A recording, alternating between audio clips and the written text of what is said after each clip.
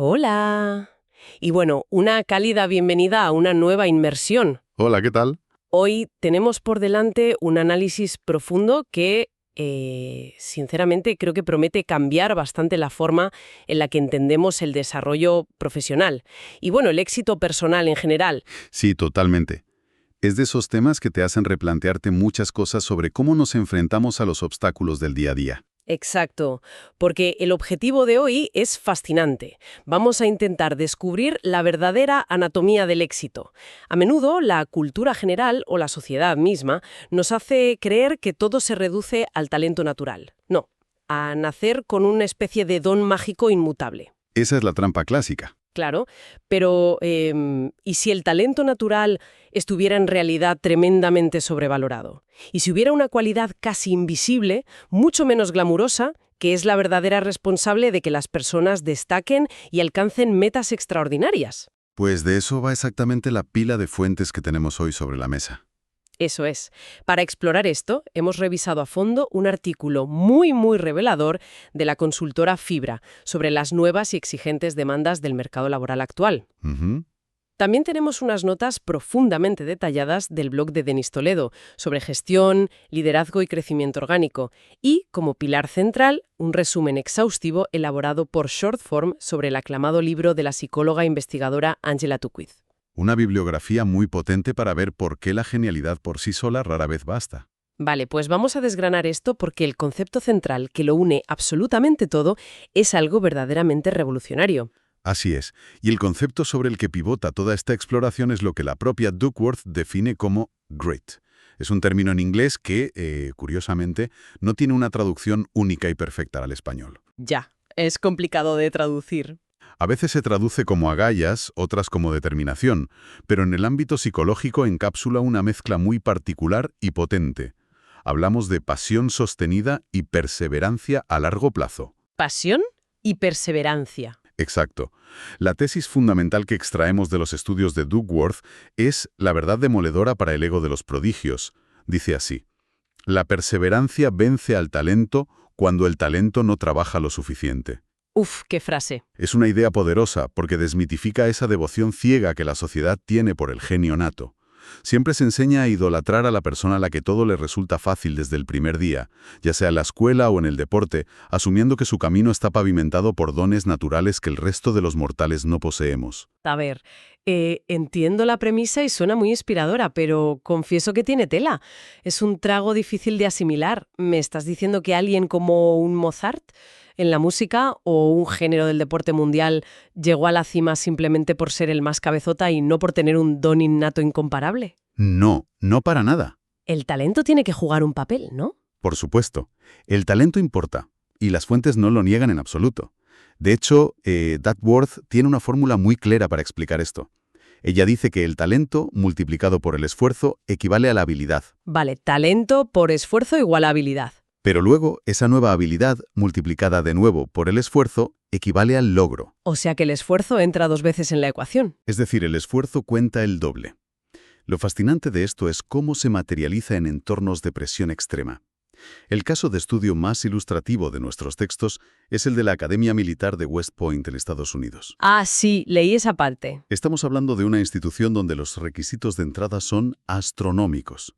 Los cadetes que logran ser admitidos son, literalmente, la élite nacional, tanto a nivel intelectual como de portento físico.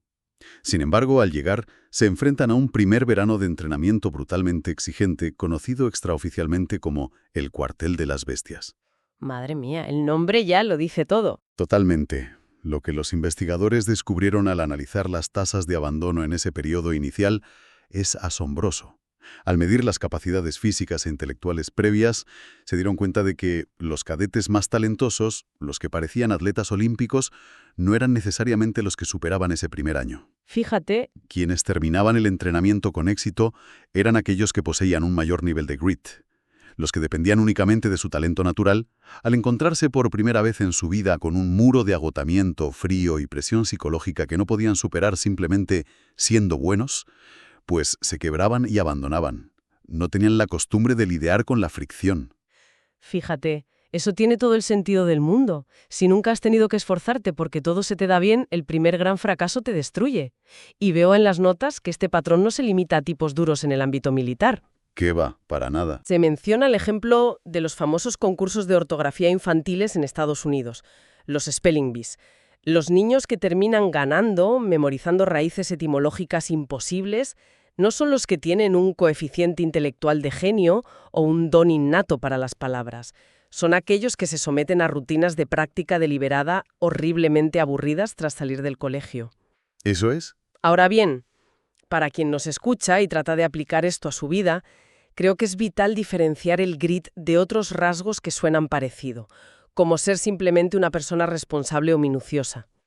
Esa distinción es crucial para no confundir términos. Imagina que ser minucioso o responsable es ser el empleado perfecto. Alguien que llega a su hora todos los días, tiene su escritorio inmaculado, cumple con las entregas a corto plazo y es sumamente organizado. El empleado ideal, vaya. Eso está muy bien, pero el grid va mucho más allá de la simple organización. El grid es, por poner una analogía, el emprendedor que quiebra 3 veces, duerme en el sofá de su oficina durante meses y sigue absolutamente obsesionado con resolver el mismo problema social o tecnológico 10 años después. Claro. No se trata solo de cumplir hoy, sino de mantener una lealtad inquebrantable a un objetivo superior a lo largo de los años, incluso frente a la monotonía, la falta de reconocimiento, la frustración o el fracaso absoluto. Esa lealtad a largo plazo suena a algo que requeriría una fuerza de voluntad casi sobrehumana. Si pensamos que es algo con lo que se nace, apaga y vámonos. Exacto. Pero la buena noticia que arrojan nuestras fuentes y lo que guía la conversación hacia un terreno muy esperanzador es que el grit no es una lotería genética inamovible. Nuestras fuentes son contundentes. El grit se construye, se moldea y se desarrolla. Y lo hace a través de 4 etapas muy bien definidas. Así es, 4 etapas. La primera de estas etapas es el interés. Y me encanta cómo lo abordan los textos, porque desmontan por completo el mito romántico de la vocación mágica.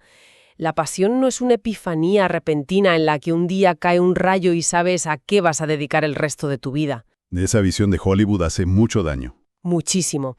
Requiere probar, trastear, equivocarse. Se menciona el caso de Vincent Van Gogh, que me parece espectacular. Antes de ser el genio atormentado de la pintura que todos conocemos, pasó por múltiples profesiones de lo más dispares. Sí, fue de todo. Fue marchante de arte, maestro de escuela e incluso predicador religioso en zonas mineras. La pasión requiere ensuciarse las manos. Esa etapa de ensuciarse las manos es innegociable. De hecho, los textos aportan una perspectiva complementaria muy valiosa de la psicóloga Meg Jay. Ella señala que la experimentación activa es el único camino viable. A menudo, cuando alguien busca su propósito, se asume que debe aislarse y pasar por periodos de intensa reflexión pasiva, esperando que la inspiración llegue pensando en el sofá. Ya, meditando en la montaña. Exacto. Pero la verdadera utilidad radica en la acción. Hay que interactuar con el mundo, aceptar trabajos que quizás no sean perfectos, iniciar proyectos que podrían fracasar. Solo a través de esa experimentación real se puede descubrir qué áreas despiertan ese interés incipiente que con el tiempo y la nutrición adecuada puede convertirse en una pasión sostenida. Sin ese interés genuino inicial, es completamente imposible entrar en la segunda etapa del grit, que es, por cierto, la barrera donde la inmensa mayoría de la gente abandona. Y aquí es donde se pone realmente interesante, porque pasamos a la etapa de la práctica deliberada. Ya no basta con que algo te guste o te divierta. El verdadero crecimiento exige una concentración extrema. Se mencionan las teorías del psicólogo Anders Ericsson y también el concepto de trabajo profundo y solitario del autor Cal Newport. No es simplemente sumar horas frente a un ordenador o en una pista de tenis. Es cómo se estructuran y se sufren esas horas. Precisamente. La palabra clave ahí es sufrir, en el sentido de tolerar la incomodidad cognitiva. El proceso de la práctica deliberada, tal como se desgrana en la investigación, sigue una secuencia rigurosísima. Todo comienza por fijar una meta ambiciosa pero hiperespecífica. Danos un ejemplo de eso. Pues no un objetivo vago como «quiero ser mejor escribiendo», sino algo como «voy a mejorar la fluidez de mis transiciones entre párrafos». Luego, se requiere una concentración total y absoluta en esa micropieza del puzzle, habitualmente en completa soledad. Y aquí viene la parte que resulta más indigesta. La crítica. La búsqueda proactiva de retroalimentación negativa.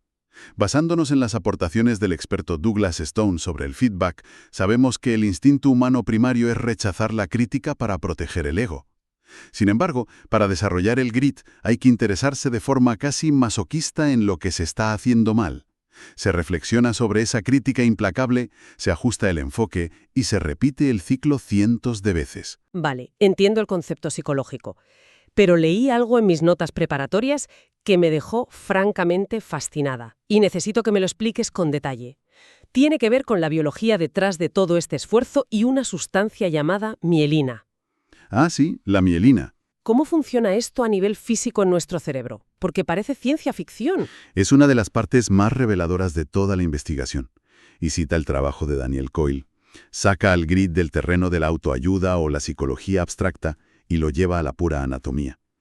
Resulta que cuando una persona realiza esa práctica deliberada, incómoda y concentrada, el cerebro responde físicamente. Físicamente. Físicamente. Comienza a recubrir los circuitos neuronales específicos que se están utilizando con una sustancia aislante llamada mielina. Imagina que tus conexiones neuronales son cables de cobre. Vale, cables de cobre. Pues la mielina sería la funda de plástico que los recubre. Cuanta más mielina recubre un circuito, la señal eléctrica viaja más rápido, evitando fugas de energía. Una habilidad pasa de ser torpe y lenta a volverse rápida, eficiente y completamente automática. Es pasar de una conexión a Internet por módem telefónico a fibra óptica pura. Madre mía. O sea que a nivel cerebral, eso de que camarón que se duerme se lo lleva la corriente es literal, ¿no? Si dejas de practicar, ¿qué pasa con esa funda? Exactamente. Ahí reside la trampa implacable de la biología. La mielina es un tejido vivo. Si se deja de practicar, si se abandona la repetición constante, la mielina disminuye gradualmente y ese aislamiento se pierde. Esto significa que la habilidad se deteriora de forma física y tangible. El esfuerzo físico de un atleta y el esfuerzo mental de un matemático funcionan exactamente igual a nivel biológico.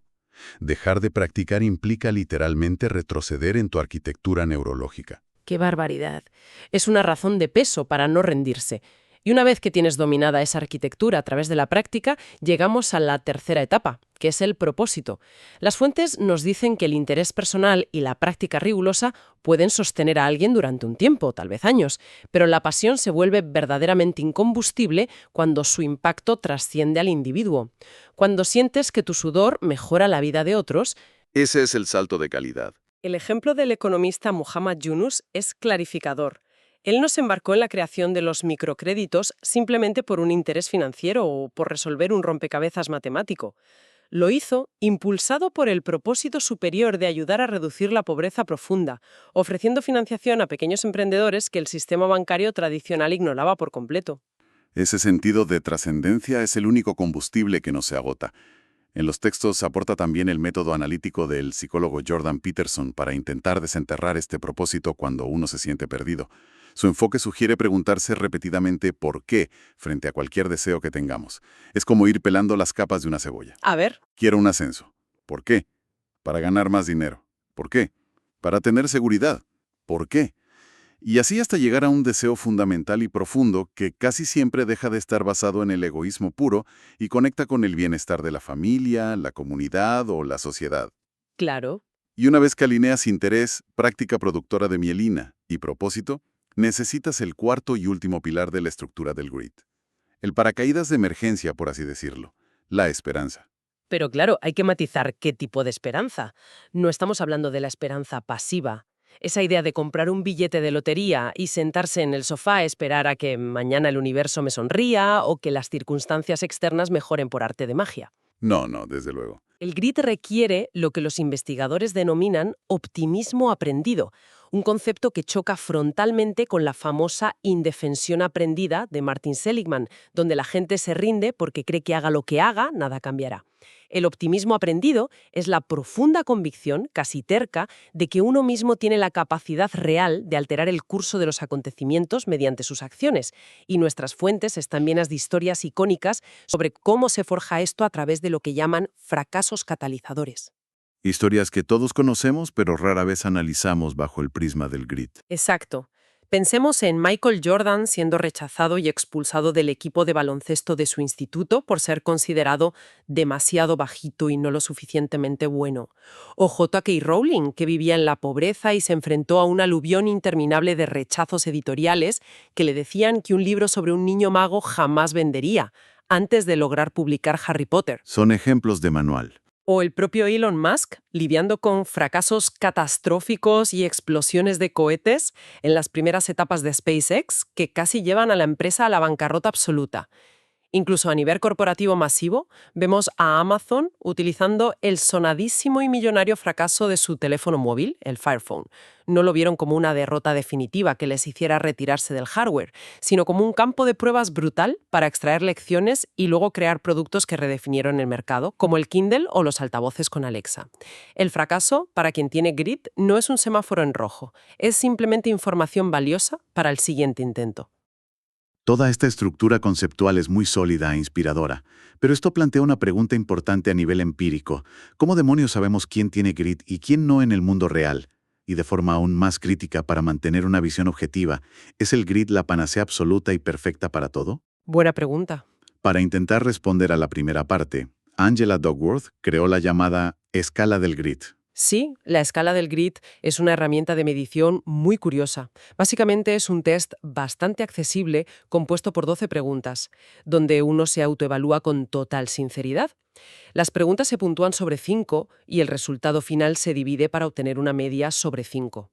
Según los datos recopilados, la puntuación media de la población general se sitúa en torno a un 4,6. Curioso. Pero hay un dato estadístico dentro de esta prueba que me parece súper revelador. La inmensa mayoría de las personas suele puntuar significativamente más alto en las preguntas relacionadas con la perseverancia, es decir, la capacidad de sudar la gota gorda y trabajar duro, que en el apartado de la pasión, que mide la capacidad de mantener un interés constante a lo largo del tiempo.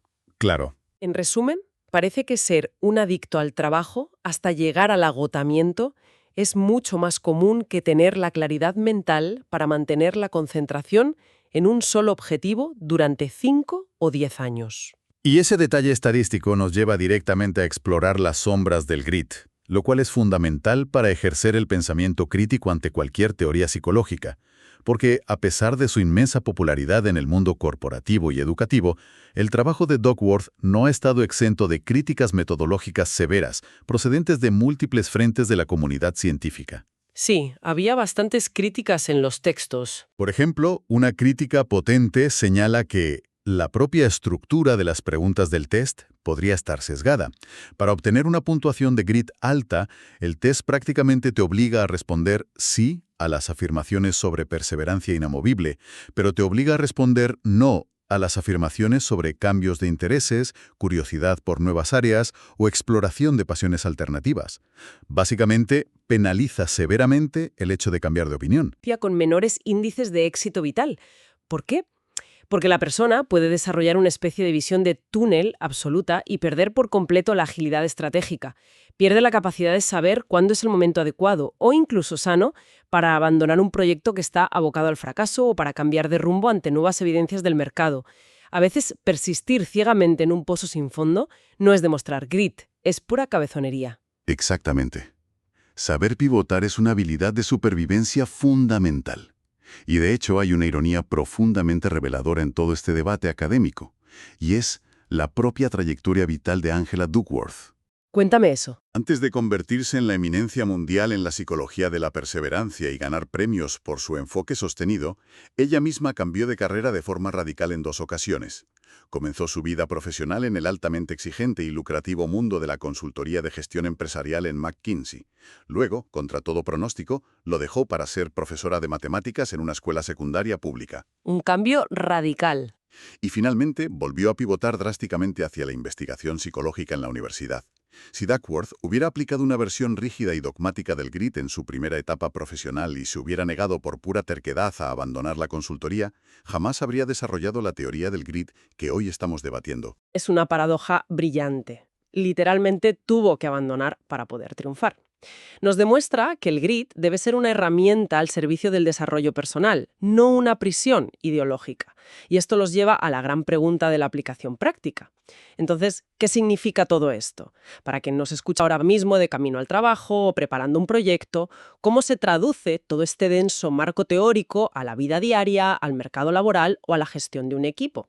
Ahí es donde entra la consultora. Sí, aquí es donde el artículo de la consultora Fibra nos da unas pistas que valen oro. Nos confirma que en el panorama empresarial actual, acumular títulos universitarios o dominar un software específico en el currículum técnico ya no es ni de lejos suficiente. El mercado está mutando a una velocidad vertiginosa, impulsado por la tecnología, y el grit se ha posicionado como lo que ellos denominan el indicador silencioso de liderazgo. Ese concepto del indicador silencioso refleja un cambio de paradigma total en recursos humanos.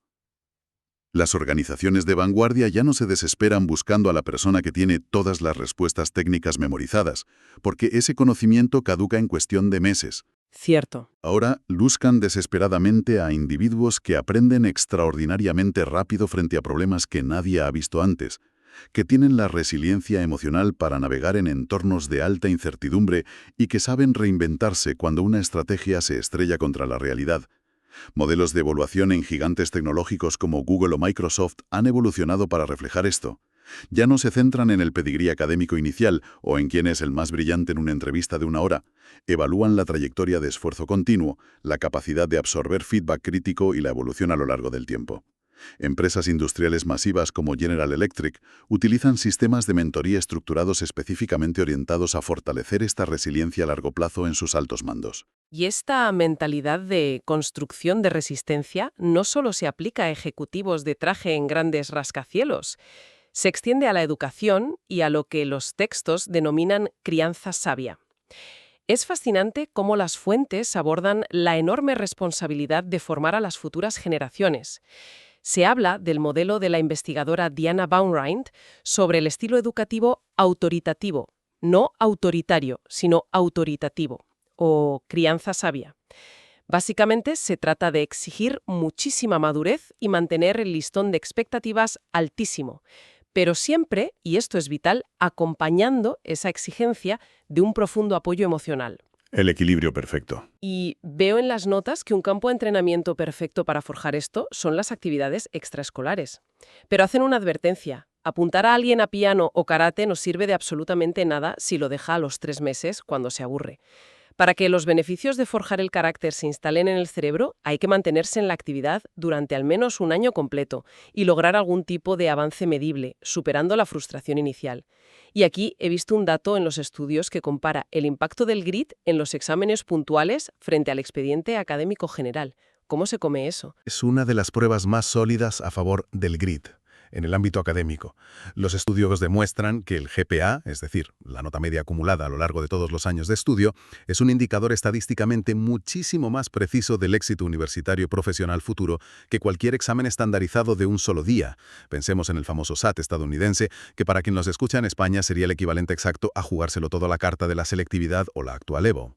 Claro, el examen de tu vida. El motivo de esta diferencia predictiva es evidente. Un examen de un día mide la capacidad de memorización a corto plazo y el rendimiento bajo presión en un momento puntual. Pero mantener una nota media alta durante 4 o 5 años seguidos refleja puro grit. Refleja la capacidad de levantarse todos los días a las 7 de la mañana, estudiar asignaturas que odias, entregar los trabajos a tiempo cuando preferirías estar durmiendo y superar los inevitables suspensos de manera consistente. Entiendo. Es la diferencia entre un sprint y una maratón. Exacto. Lo cual nos lleva a un debate eterno y fundamental en la ciencia. Toda esta práctica, toda esta superación de obstáculos, ¿qué peso tiene frente al clásico dilema de la genética contra el entorno? Es indudable que existen predisposiciones genéticas temperamentales, pero el efecto del entorno social en el desarrollo del grit es masivo y determinante. Los investigadores trazan un paralelismo muy iluminador con ciertas características físicas y cognitivas globales. ¿A qué te refieres? Al igual que la estatura media y el coeficiente intelectual general de la humanidad han aumentado de forma drástica y documentada en el último siglo, debido a mejoras estrictamente ambientales como una mejor nutrición, la erradicación de enfermedades infantiles o la estimulación cognitiva temprana, lo que en psicología se conoce como el efecto Flynn, El nivel de grit general también es altamente moldeable por el ecosistema. La perseverancia de una persona puede dispararse si se encuentra inmersa en un entorno que genuinamente valora, premia y modela el esfuerzo sostenido por encima del talento rápido. Claro, la cultura que te rodea. Esto tiene una dimensión cultural innegable. Países con una fortísima ética de trabajo colectivo y una resiliencia institucionalizada tras épocas de escasez, como pueden ser Japón o Corea del Sur, muestran claramente cómo la cultura dominante moldea la persistencia de toda una población desde la infancia. Rodearse sistemáticamente de personas que no se rinden eleva por ósmosis el nivel de grit de cualquier individuo. ¡Qué maravilla de perspectiva! Entonces, a modo de gran conclusión de esta inmersión profunda, vemos claramente que idolatrar al genio perezoso, a quien todo le sale a la primera, es un error estratégico de primer orden.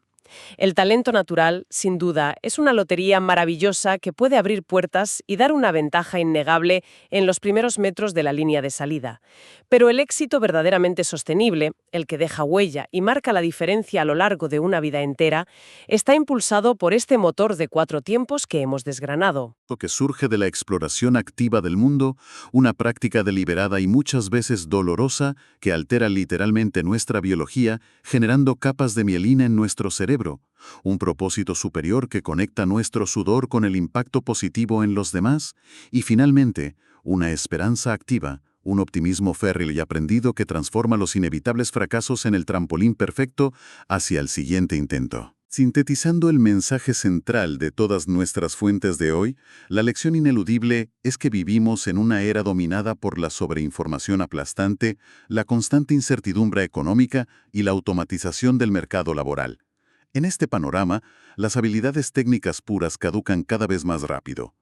En este contexto de extrema volatilidad, la combinación de pasión y perseverancia a largo plazo ya no es solo un rasgo simpático o deseable de la personalidad, se ha consolidado como el ancla de supervivencia más segura y la ventaja competitiva definitiva que cualquier profesional, estudiante o líder de equipo puede y debe desarrollar para garantizar su relevancia.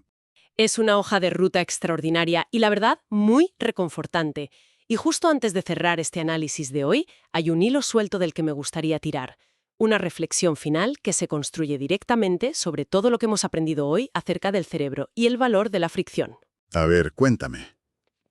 Hemos visto que la construcción del tan ansiado grit no es magia, sino que depende neurológicamente de la práctica deliberada, de enfrentarse a la incomodidad y de superar la dificultad constante para que nuestro cerebro genere esa preciada mielina que consolida las habilidades.